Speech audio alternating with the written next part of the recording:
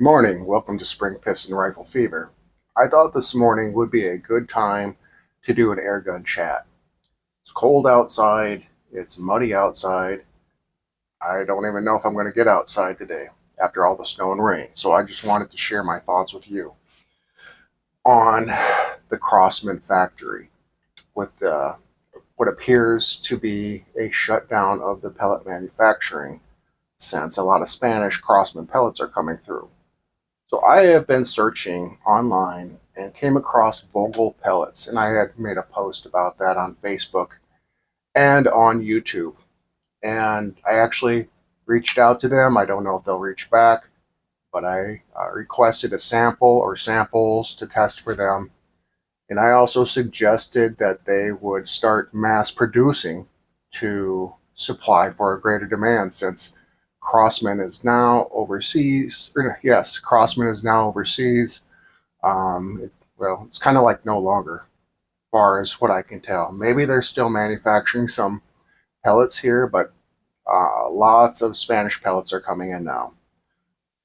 My other thought was the USA is greatly missing a break barrel spring piston rifle factory. Break barrel spring piston air rifle factory. See if I can spit that out, how many times I can spit that out. And, I had some suggestions for them. I don't have a leg to stand on. I wish I did, because I'd tell them exactly what I think that they should have, what America needs. And I was going to start from the ground up, from the little ones on up. And, they could really use some smaller youth break barrel air rifles. This is the Slavia 619 right here that I had gotten this last winter from a good friend. And I would suggest that if they were going to produce spring piston rifles, that they would make one for little squirts, little kids, where dads are trying to get their kids into air rifles, where the dads are going to help them, and the dads are going to be there to protect them so they don't stick their finger in the breech block, or maybe even have a pop-up thing, like an underlever thing for more safety.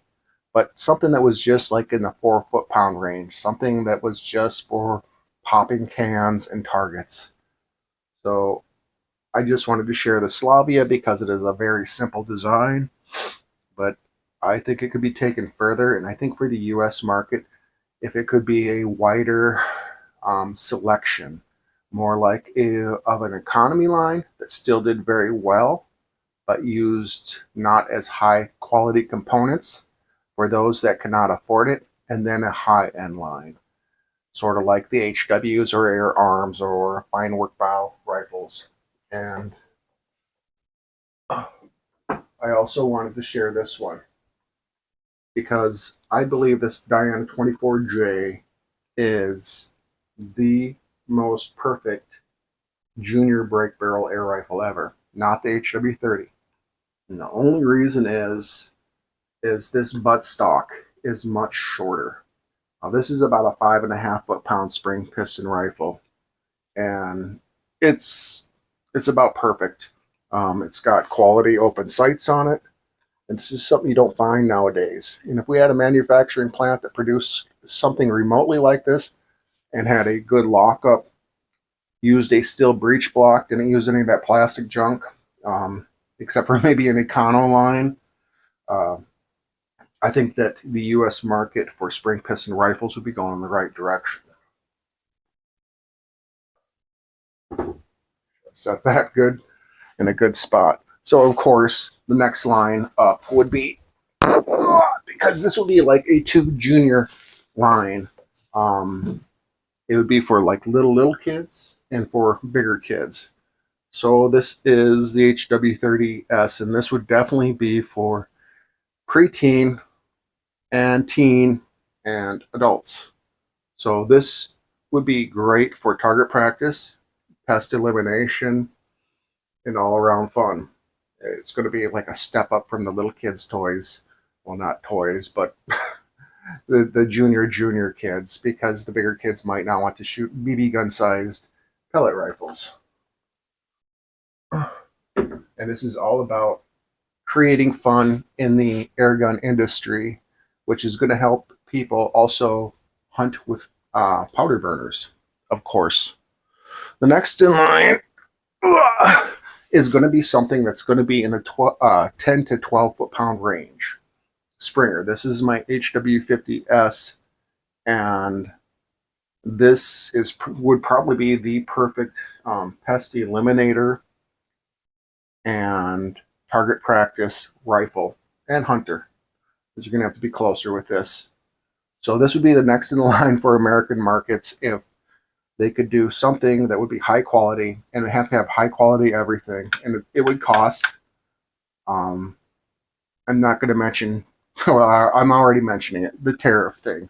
A lot of people are concerned about that, and all I can say is I hope it turns things around for America.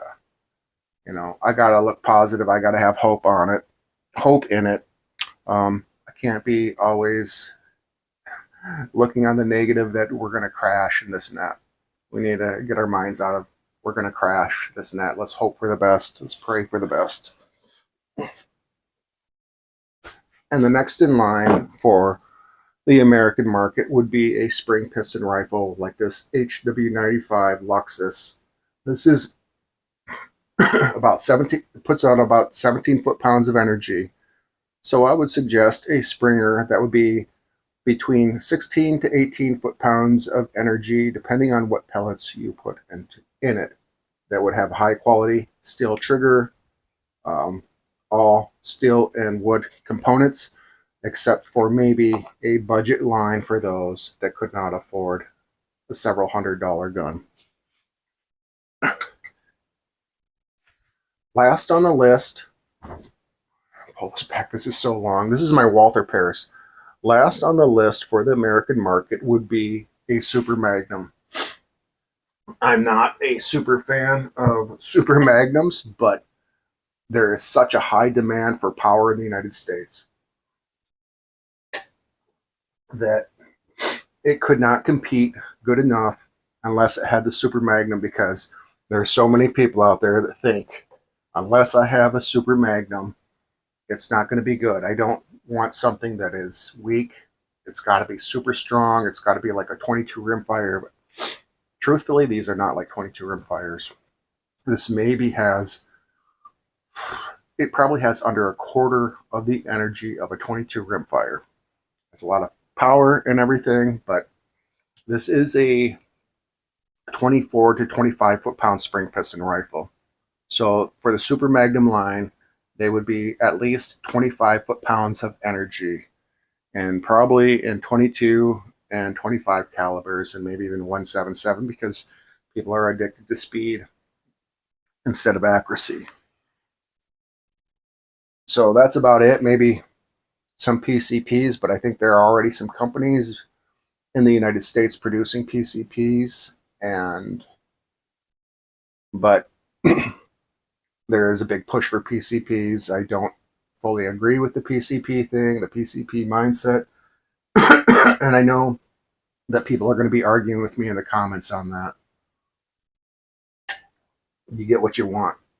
I'm just going to tell you and what I know and what my friend knows from California, David, that PCPs can have a lot of problems. You can have a lot of leaking problems with the O-rings. And right now, this is my Hatson Flash that's sitting here, and it has been sitting for a long time. I took it out one time this winter for a hunt, and it was cold out. I took it home and left it in the back room here and let it set for about maybe 2 weeks. After that, it wouldn't hold any air. It's something I'm going to have to work on, but it's not a #1 priority right now. I'm not convinced over the PCP thing. I know that they have great power. I know they have great accuracy, but I don't believe they have the reliability or the marksmanship building skills capabilities of spring piston rifles.